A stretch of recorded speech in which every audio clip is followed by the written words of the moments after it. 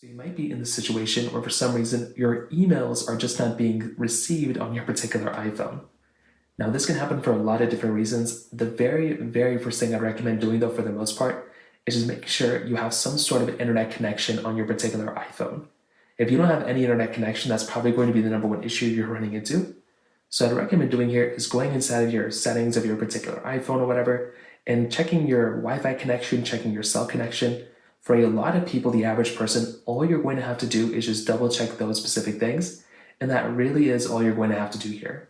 So double check that, double check your Wi-Fi, double check your cell connection, and see if that ends up fixing the problem.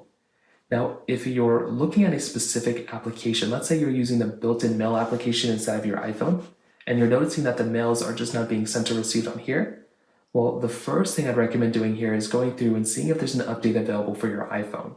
Sometimes there can be some random issues that can happen on your particular device, and if you just basically just update your particular phone, literally that can, in and of itself, can end up fixing the problem.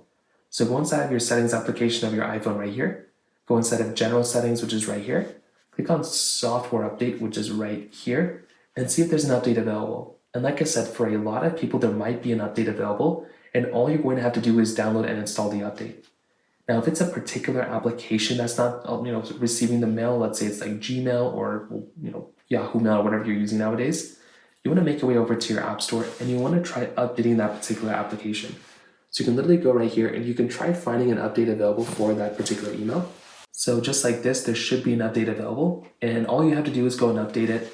If that's still not working, you can make your way over to a website like downdetector.com or is it downrightnow.com. One of these types of websites that basically tell you what's up and what's down.